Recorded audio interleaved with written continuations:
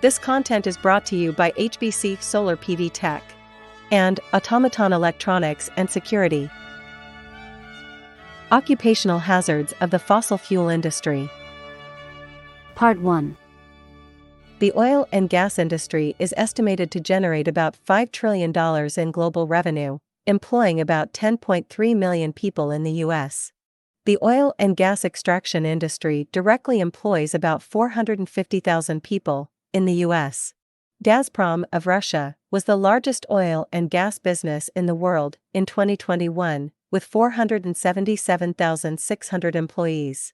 PetroChina was the second largest, with 432,000 employees.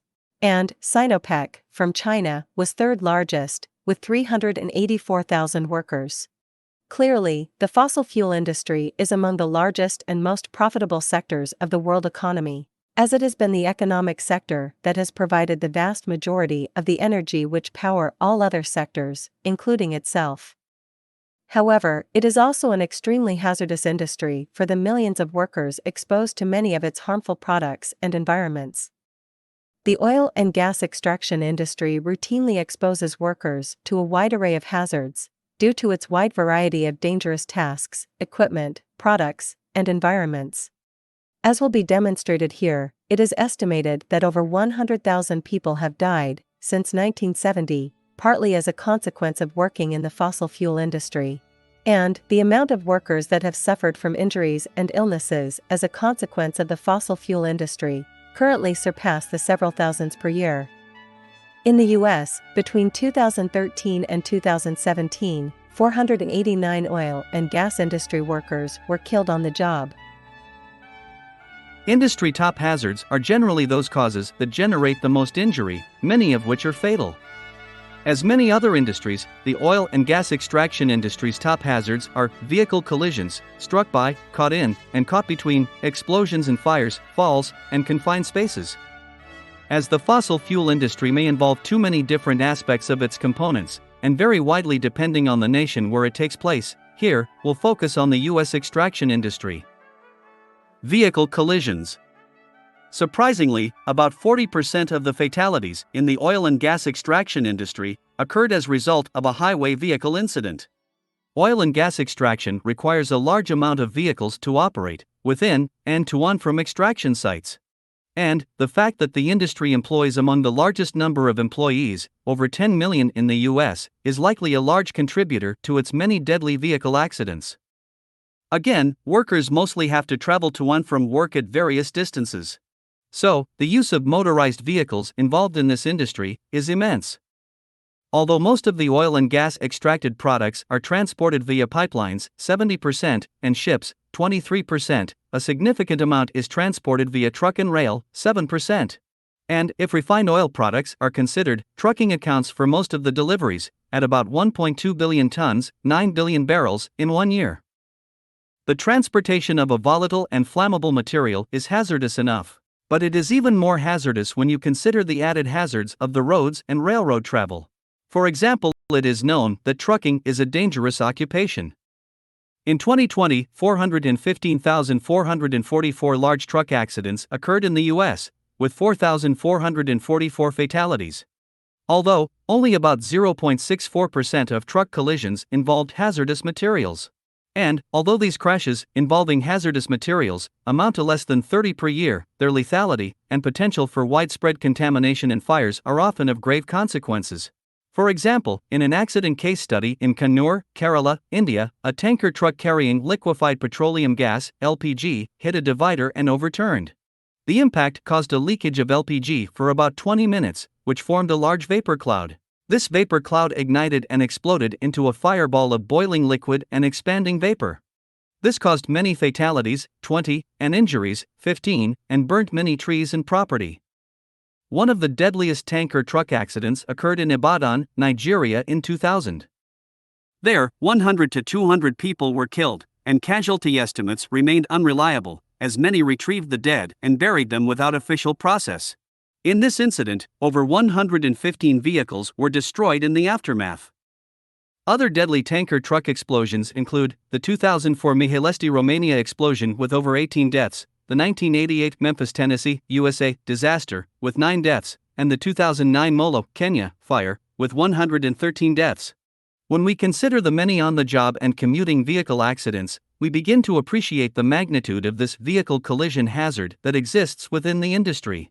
So, the size and nature of the industry contributes to the many injuries and fatalities caused on the road. For example, 4 industry workers were driving from their job site when their pickup truck went into a skid and rolled over. The driver was estimated to have been speeding through the curve when control was lost. 2 of the vehicle occupants were ejected from the vehicle and killed during the accident. The 2 remaining occupants, who wore seatbelts, survived with only minor injuries. And accidents of similar nature likely occur routinely and worldwide within this industry. Roads are often hazardous that lead to extraction sites, especially during inclement weather. And the amount of working hours that many industry workers experience are long and tiring, often encouraging poor decisions and the omission of safe behavior. The mining and transport of coal has been growing for more than 150 years. And, although the amount and types of accidents have historically decreased, the industry is exposed to significant hazards of sea and land travel. Like oil and gas, coal mining and transportation is a monstrous industry, and it was estimated to produce about 1,283,000 tons per year, 2012. This magnitude of world transport, in any industry, is sure to generate alarming levels of accidents, many of which are fatal. This is especially deadly at sea, where coal ships and barges are sometimes involved in severe accidents. Among the worst accidents include the 1966 MV Kiowa sinking, 29 dead, the 1983 Marine Electric sinking, 31 dead, and the 2001 Christopher sinking, 27 dead, among others. Clearly, the fossil fuel industry requires a rapid production and transportation of massive amounts of high-energy and hazardous materials and chemicals. These have, and will surely continue, to be involved in deadly accidents. Top among the reasons for these, in my view, is our ceaseless demand for energy and the hysterical speed at which we want it delivered. Many of us get annoyed at waiting in line to get fuel for your vehicle. And a gas station operator's nightmare is the prospect of running out of fuel.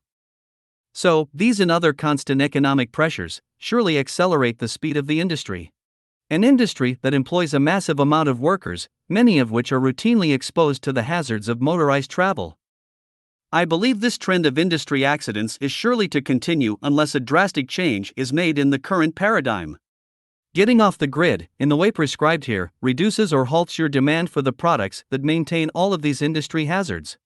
A reduced world demand for oil, gas, and coal reduces the number of ships, trains, trucks, and other vehicles moving those products around the world.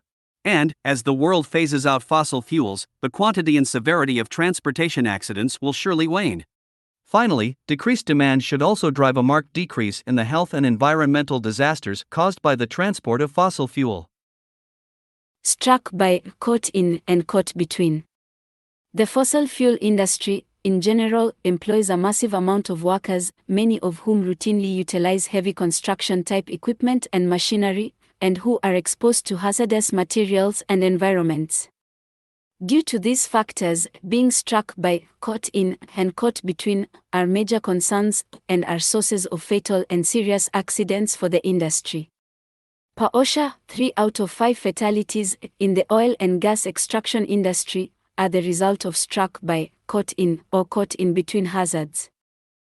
A recent accident case study discussed an accident where a service rig worker was crushed under a load when the load line broke. The load line was later found to be in poor working condition, rusted and with several broken strands. Although this type of hazard is not unique to the oil and gas industry, it is nevertheless a typical example of a hazard and possible type of accidents that industry workers may experience. The coal industry has similar safety exposures to the oil and gas industry. I believe the number and severity of industry accidents are sure to decrease if less demand is put on this dangerous and antiquated industry. For example, if a shift is made to a higher and cleaner technologies and energy sources, I believe a shift to lighter, safer, and more advanced types of machinery is possible for industry workers. Yes, even green technologies require the mining of metals and minerals for their manufacture.